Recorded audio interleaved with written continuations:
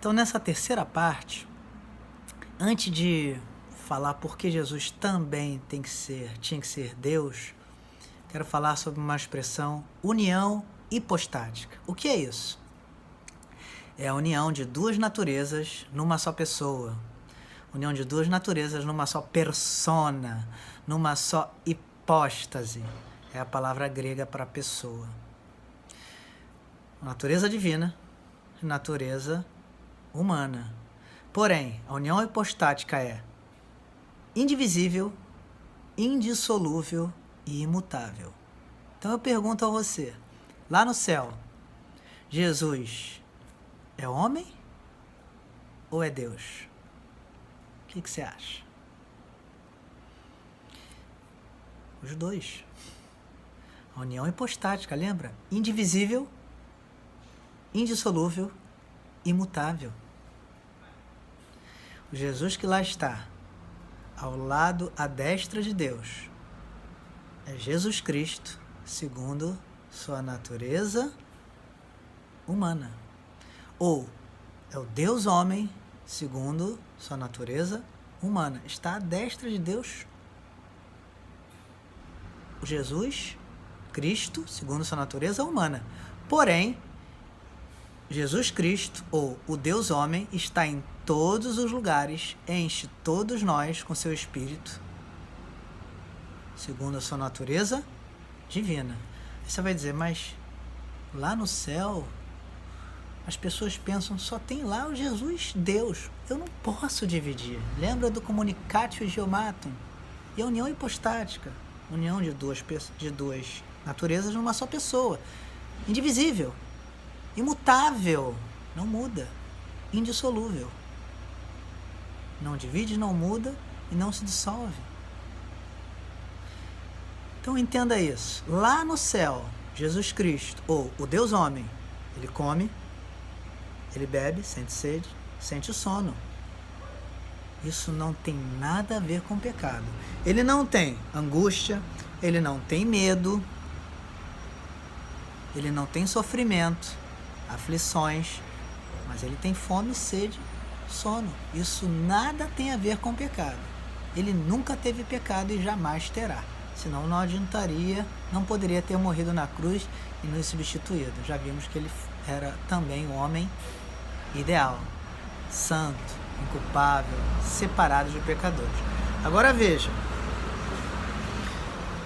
ele nunca vai deixar de ser homem, assim como nunca vai deixar de ser o que sempre foi, Deus.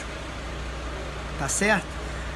Por isso que a gente entende agora, quando Paulo escreve a Timóteo, na primeira carta, capítulo 2, verso 5, há um só Deus e um único mediador entre Deus e os homens, Jesus Cristo, homem.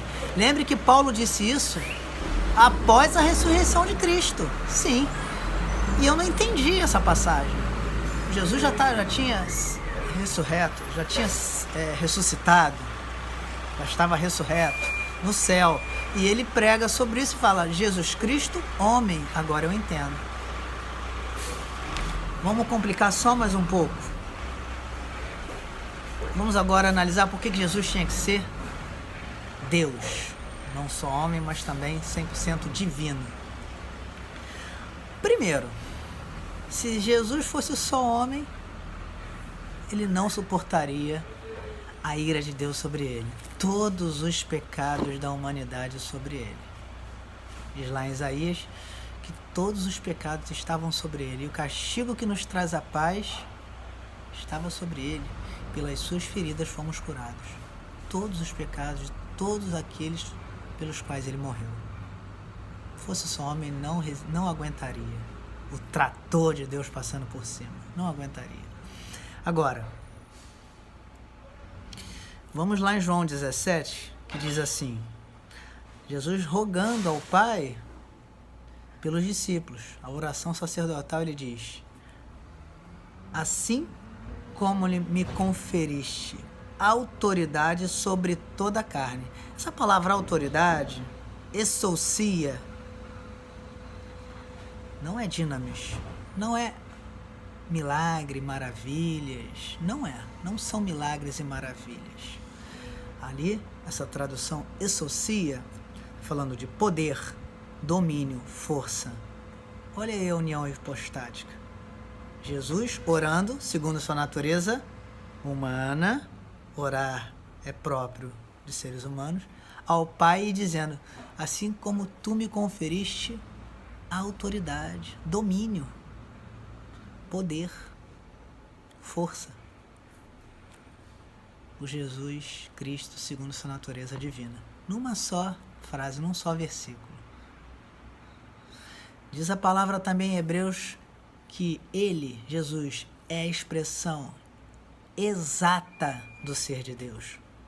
Olha aí a união hipostática. Então veja, ele tinha que ser divino para suportar a ira divina. Ele não suportaria a cruz se fosse só humano. Teve um teólogo, Paulo de Samósata, que disse que Jesus só passou a ser todo-poderoso, passou a ser divino após o batismo. Isso é uma heresia. Foi radicalmente destruída. Jesus já era Deus desde a eternidade passada. Ele já existia, sempre existiu. Ele apenas, num dado momento da história, se encarnou. O Verbo de Deus se encarnou, se fez carne. Agora, Jesus também tinha que ser mediador. O que é um mediador? Está entre dois, satisfazendo as duas partes. Jesus era um mediador perfeito.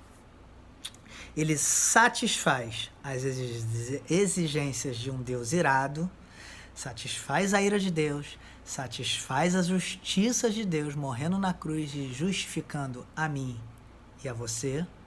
E ele também satisfaz as carências, as necessidades nossas, dos seres humanos, pelos quais ele morreu. Então veja, ele tinha que ser Deus e homem ao mesmo tempo. Tinha que ser mediador, porque era igual ao Pai. E tinha que ser mediador, porque era igual aos seres humanos. Perfeito, lindo isso. Agora vamos complicar só mais um pouquinho. Quando Paulo escreve aos Filipenses, capítulo 2, diz que Jesus se esvaziou. Aí você vai dizer, olha aí, Jesus se esvaziou, deixou de ser Deus. Palavra grega kenosis. Vamos entender o que está sendo dito ali? Ele se esvaziou, ele não deixou de ser Deus. Ele nunca deixou de ser Deus e jamais deixará. Assim como nunca deixou de ser homem depois da encarnação e jamais deixará. Agora veja, ele fez, o que ele fez? O que Paulo está dizendo aí? Ele abriu mão de algumas de suas prerrogativas divinas.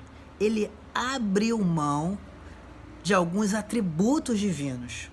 Fez uso parcial de seu poder. Abriu mão de seus atributos porque ele estava no estado de humilhação. Você vê na continuação dessa passagem, desses versos, que vai falar da humilhação. O Senhor se fez servo. O legislador, que é Deus, que criou a lei, se sujeitou à lei. No livro de Hebreus, Deus diz que Jesus teve que aprender e obedecer à lei. Ele nunca deixou de ser Deus, apenas deixou de manifestar alguns de seus atributos de forma plena. Entenda isso. Por isso que diz lá, ele tomou forma de homem, morfê-antropo. Morfê-antropo. Morfê, forma. Antropo, homem. Ele tomou forma de homem, mas ele jamais deixou de ser Deus. Tá bom? Um abraço. Se inscreve se você gostou. Critica, comenta. Fraterno abraço para você.